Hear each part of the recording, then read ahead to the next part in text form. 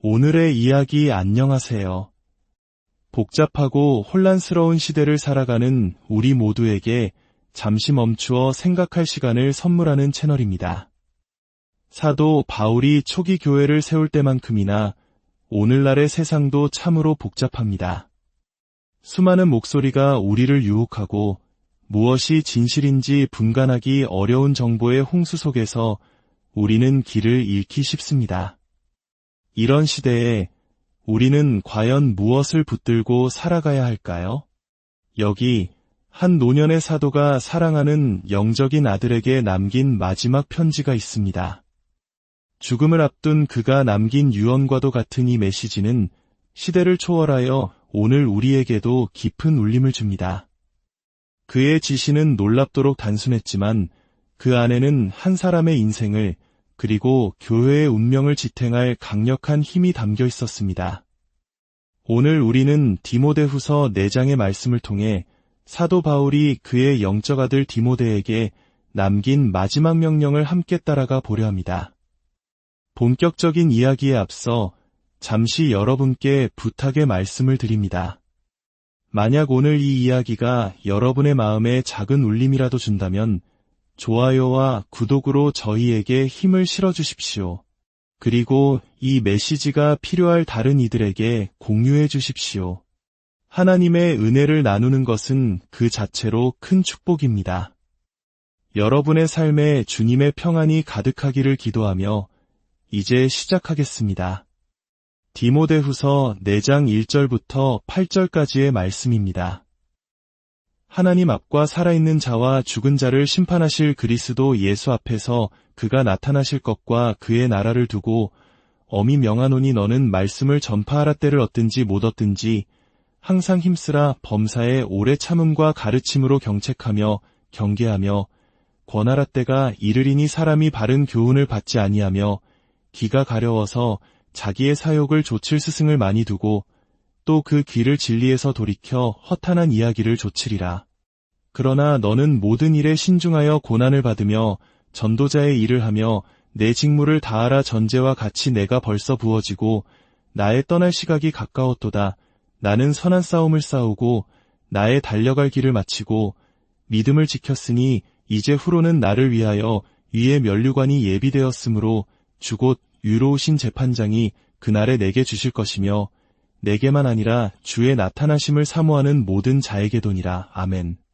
사도 바울이 디모데에게 보낸 두 번째 편지의 마지막에 담긴 이 명령은 그가 첫 번째 편지에서 주었던 다른 지시들과는 사뭇 다른 무게를 가집니다. 이전의 지시들이 구체적인 문제 해결에 초점을 맞추었다면 이 마지막 당부는 디모데의 남은 평생 그리고 그의 모든 사역의 근간이 되어야 할 핵심 원칙이었습니다. 이것은 단순히 선배가 후배에게 하는 조언이 아닙니다. 복음 안에서 낳은 영적 아들에게 남기는 아버지의 간절한 유언과도 같습니다.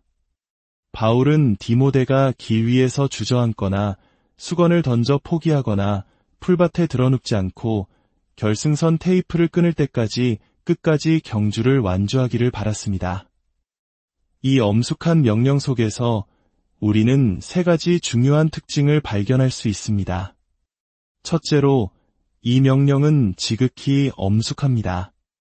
바울은 하나님 앞과 살아있는 자와 죽은 자를 심판하실 그리스도 예수 앞에서 명한다고 말합니다.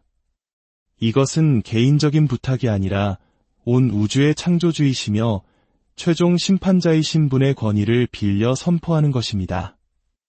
젊은 목회자였던 디모데는 에베소 교회의 성도들을 돌보는 책임을 맡고 있었습니다. 그에게는 동역자들이 있었고 그들을 통해 배우고 또 가르쳤을 것입니다. 하지만 바울은 디모데가 궁극적으로 책임져야 할 대상이 누구인지를 분명히 상기시킵니다.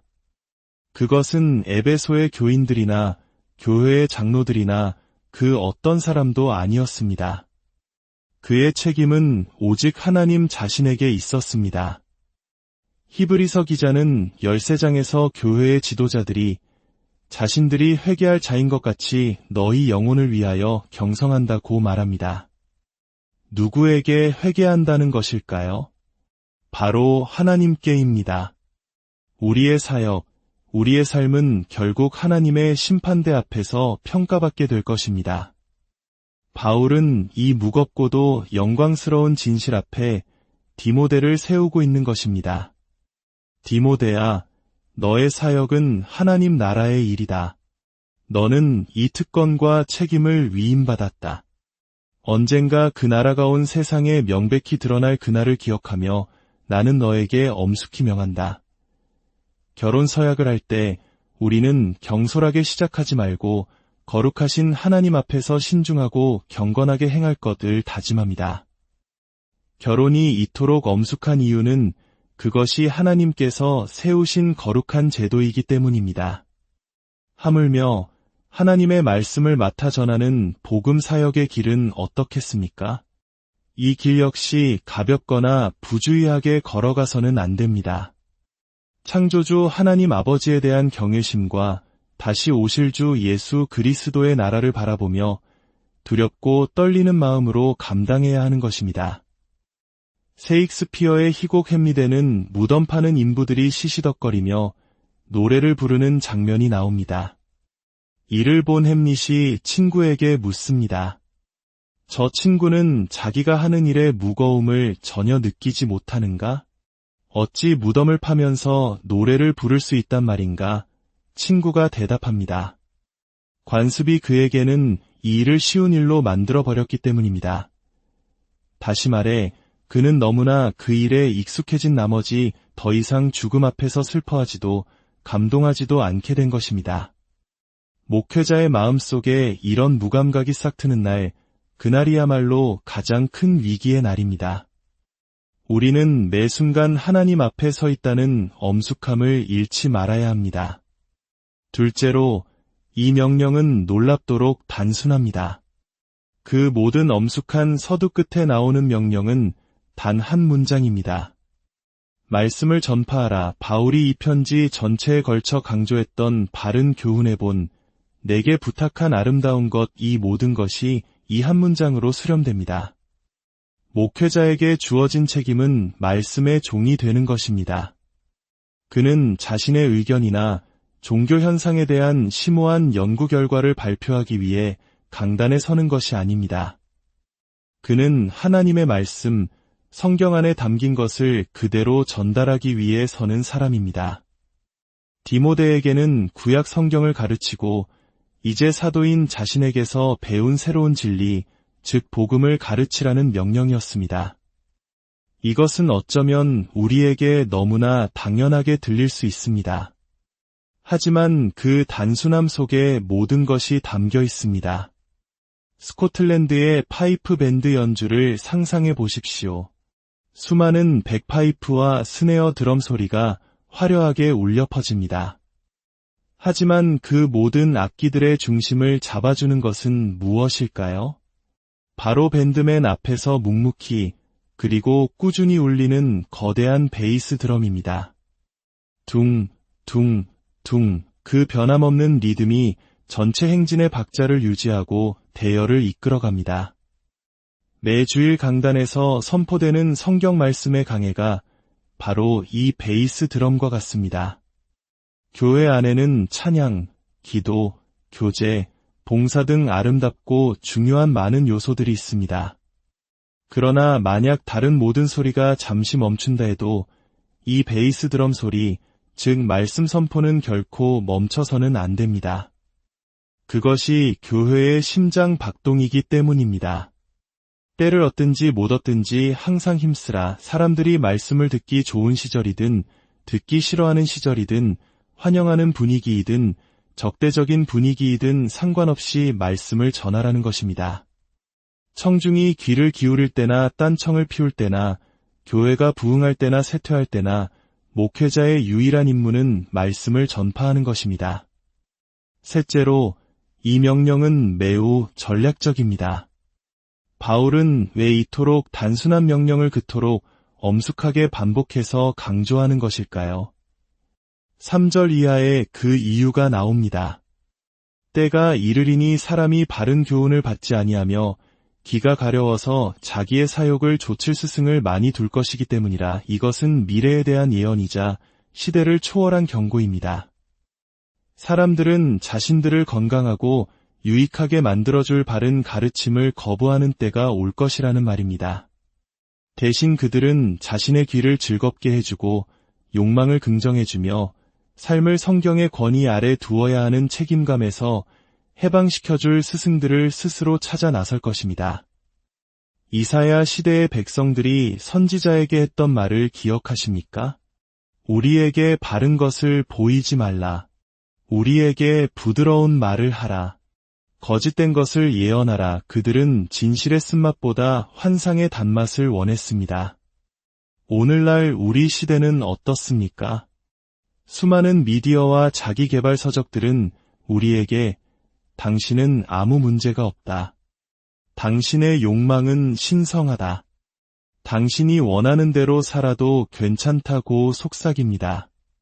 심지어 교회 안에서조차 회개와 헌신, 거룩함과 같은 불편한 진리 대신 축복과 번영, 긍정의 힘과 같은 듣기 좋은 메시지만이 울려 퍼지는 곳이 많습니다.